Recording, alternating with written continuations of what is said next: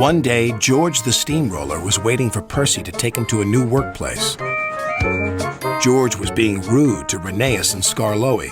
"You're just worn-out wheels on worn-out rails." "You need rocks for your roads," replied Skarloey, "and we're helping you." "I need to flatten little engines in the scrapyards," retorted George. Then Percy arrived to take George away. He was still rebelling. "Railways are no good. Turn them into roads." The little engines were pleased to see him go. George grumbled all the way to the old branch line. He was going to turn it into a road.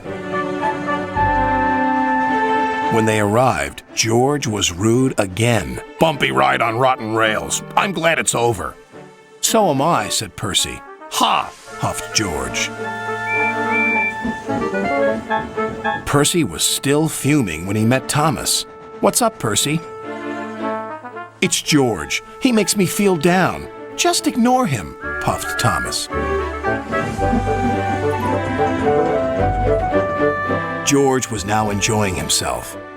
"Ripping up rails," he chortled. "What a life!" "What do you think of this, Thomas?" Thomas took no notice. George felt insulted. "You're a useless blue puffball." But Thomas didn't hear. "I'll show him who's boss." At last, the workmen reached the level crossing. "What shall we do here?" "Tear it up, tarmac it," said George. So they did, but not properly, and George knew it. Later, Thomas was traveling home on the same line. He was pulling freight cars filled with vegetables. The signalman had forgotten to warn his driver about the crossing. "That's nice. We don't need to stop," said Thomas happily. "Yes, we do," called his driver. But it was too late.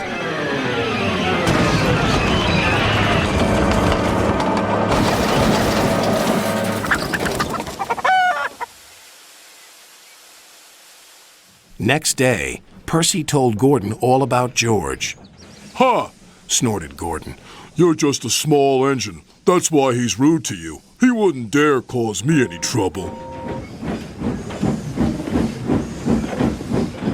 George had been taken to some yards to work. Duck arrived with a train of empty freight cars. George was blocking his way, and a car was stuck on the main line. "Let me through," demanded Duck. "You'll just have to wait," replied George. "There's no time to wait. I must clear my freight cars from the main line to let Gordon through." "Then he'll have to wait too," said George. Duck's driver went to complain to the station master, but the signalman had set the signal to allow Gordon to speed through. His passengers were singing his praises, and he was making express time. "I'm the greatest! Just watch me fly by!" He whistled long and loud as he approached the station. Suddenly, he saw a freight car on the line ahead. "Get out of my way!" But the freight car wouldn't move until Gordon forced it.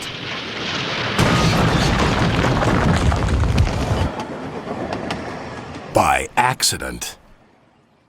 Gordon was worried that Sir Topham Hatt would be cross.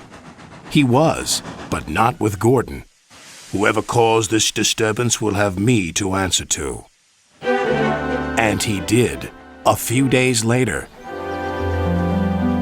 "Look who's here," said Thomas. George had been found out by Sir Topham Hatt and punished. He looked miserable. "Now we'll get some peace at last," said Percy. "I want to get rolling again, but I've got to wait a whole week till I do." "And then you'll be just as rude as ever." "Eh, George?" "I hope not. Don't you?"